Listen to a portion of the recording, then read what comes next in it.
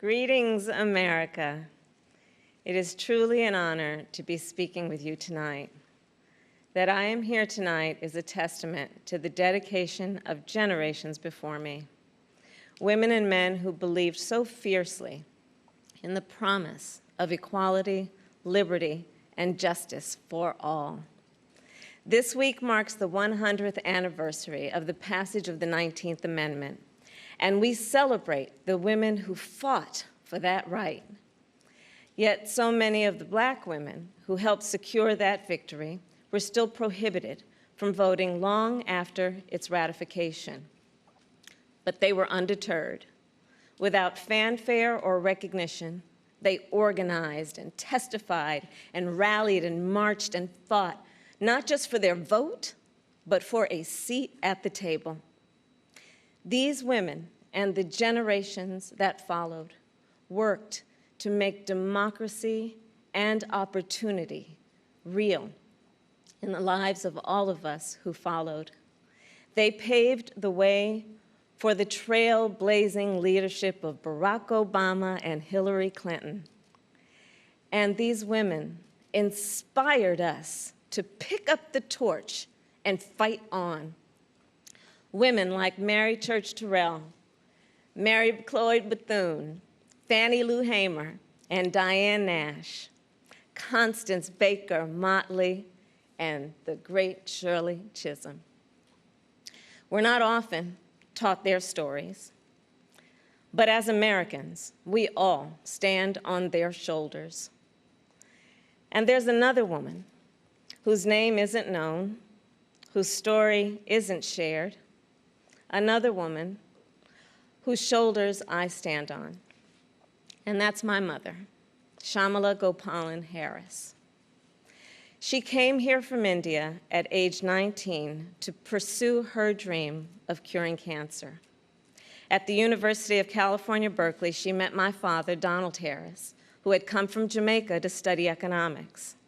They fell in love in that most American way while marching together for justice in the civil rights movement of the 1960s. In the streets of Oakland and Berkeley, I got a stroller's eye view of people getting into what the great John Lewis called good trouble.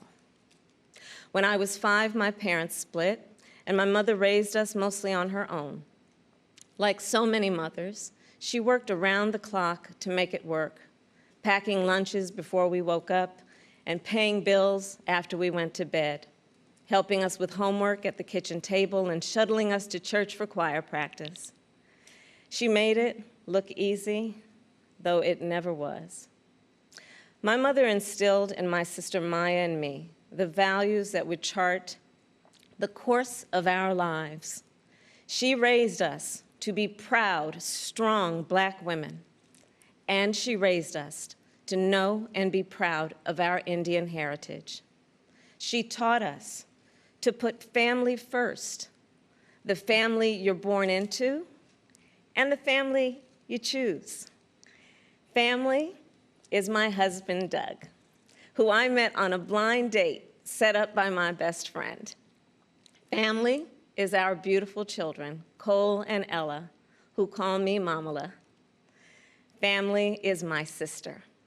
Family is my best friend, my nieces, and my godchildren.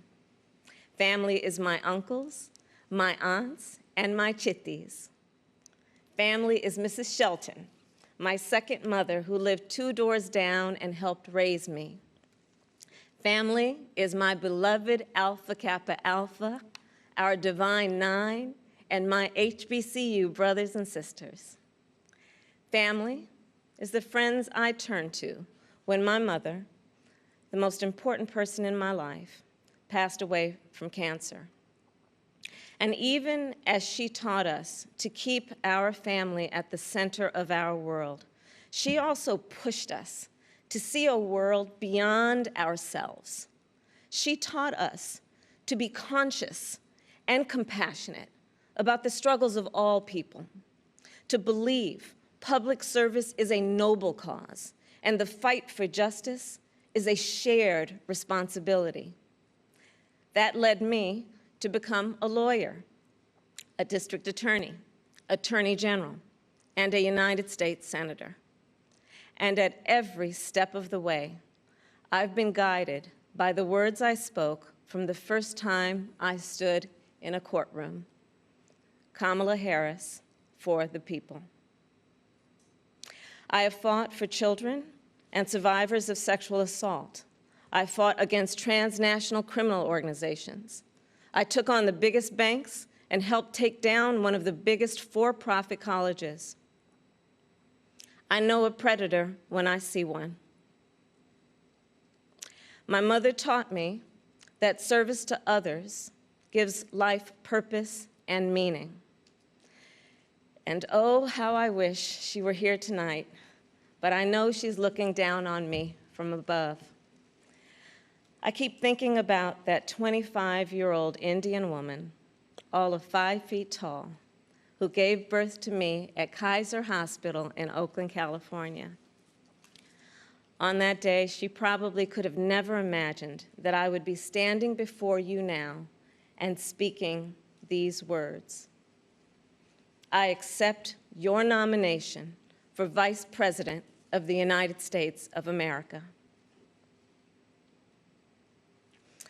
I do so committed to the values she taught me, to the word that teaches me to walk by faith and not by sight, and to a vision passed on through generations of Americans, one that Joe Biden shares, a vision of our nation as a beloved community where all are welcome, no matter what we look like, no matter where we come from or who we love. A country where we may not agree on every detail, but we are united by the fundamental belief that every human being is of infinite worth, deserving of compassion, dignity, and respect. A country where we look out for one another, where we rise and fall as one, where we face our challenges and celebrate our triumphs together. Today, that country feels distant. Donald Trump's failure of leadership has cost lives and livelihoods. If you're a parent struggling with your child's remote learning, or you're a teacher struggling on the other side of that screen, you know what we're doing right now is not working. And we are a nation that is grieving the loss of life, the loss of jobs, the loss of opportunities, the loss of normalcy, and yes, the loss of certainty. And while this virus touches us all, we got to be honest, it is not an equal opportunity offender. Black, Latino, and Indigenous people are suffering and dying disproportionately. And this is not a coincidence. It is the effect of structural racism, of inequities in education and technology, healthcare and housing, job security and transportation, the injustice in reproductive and maternal health care, in the excessive use of force by police, and in our broader criminal justice system. This virus, it has no eyes, and yet it knows exactly how we see each other and how we treat each other. And let's be clear, there is no vaccine for racism. We've got to do the work. For George Floyd, for Breonna Taylor, for the lives of too many others to name, for our children, and for all of us. We've got to do the work to fulfill that promise of equal justice under law. Because here's the thing, none of us are free until all of us are free. So we're at an inflection point. The constant chaos leaves us adrift. The incompetence makes us feel afraid. The callousness makes us feel alone. It's a lot. And here's the thing. We can do better and deserve so much more. We must elect a president who will bring something different, something better, and do the important work. A president who will bring all of us together, Black, white, Latino, Asian, Indigenous, to achieve the future we collectively want. We must elect Joe Biden. And I will tell you, I knew Joe as vice president. I knew Joe on the campaign trail. And I first got to know Joe as the father of my friend. So Joe's son, Beau, and I served as attorneys general of our states, Delaware and California. During the Great Recession, he and I spoke on the phone nearly every day, working together to win back billions of dollars for homeowners from the big banks that foreclosed on people's homes. And Beau and I, we would talk about his family, how as a single father, Joe would spend 4 hours every day riding the train back and forth from Wilmington to Washington. Beau and Hunter got to have breakfast every morning with their dad. They went to sleep every night with the sound of his voice reading bedtime stories. And while they endured an unspeakable loss, those two little boys always knew that they were deeply, unconditionally loved. And what also moved me about Joe is the work that he did as he was going back and forth.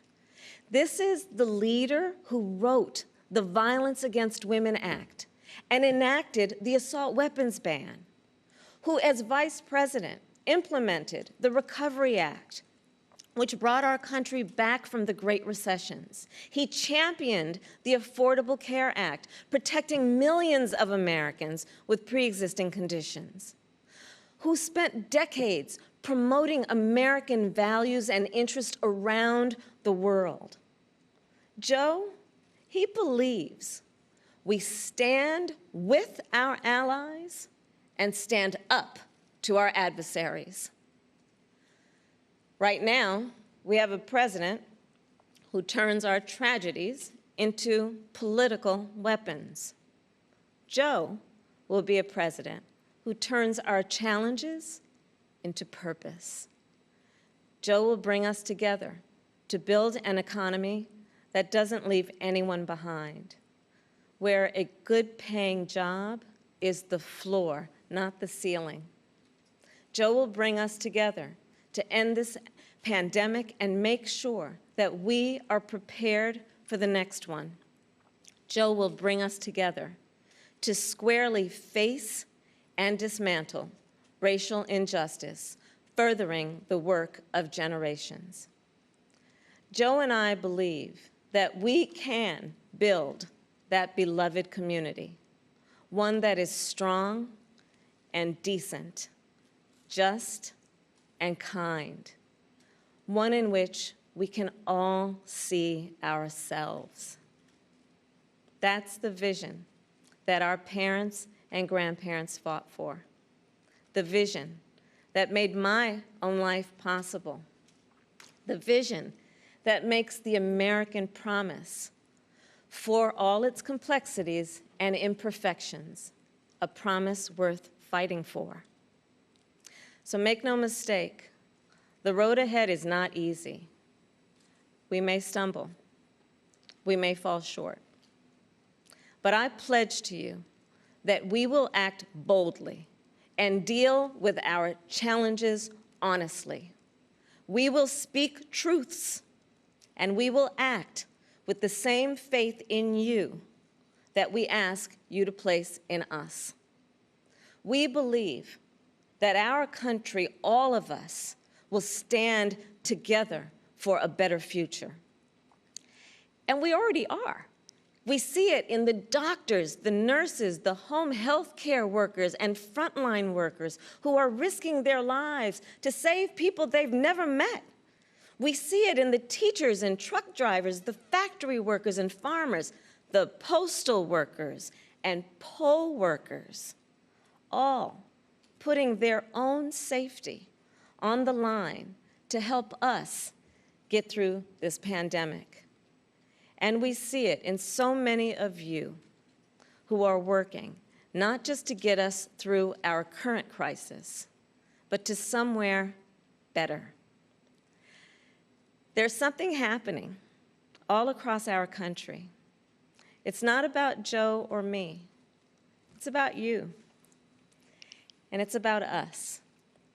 People of all ages and colors and creeds who are, yes, taken to the streets, and also persuading our family members, rallying our friends, organizing our neighbors, and getting out the vote.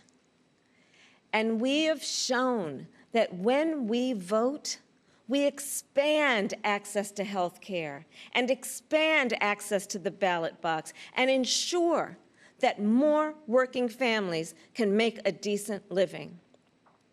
And I'm so inspired by a new generation. You are pushing us to realize the ideals of our nation, pushing us to live the values we share: decency and fairness, justice and love. You are patriots who remind us that to love our country is to fight for the ideals of our country. In this election, we have a chance to change the course of history.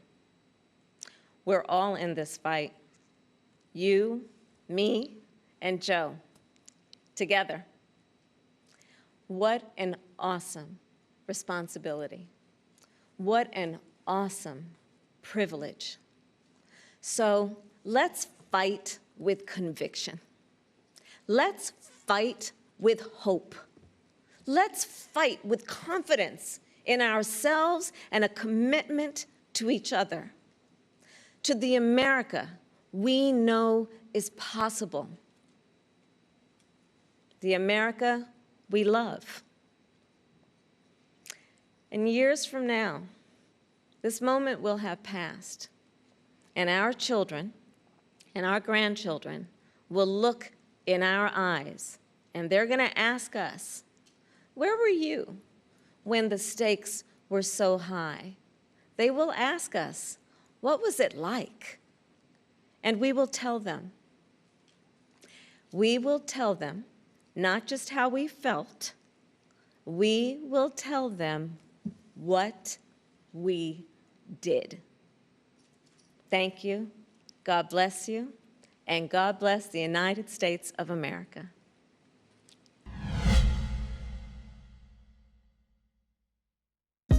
Hey, thanks for watching. If you like this video, check out these other videos from USA Today to stay up to date with all the latest news.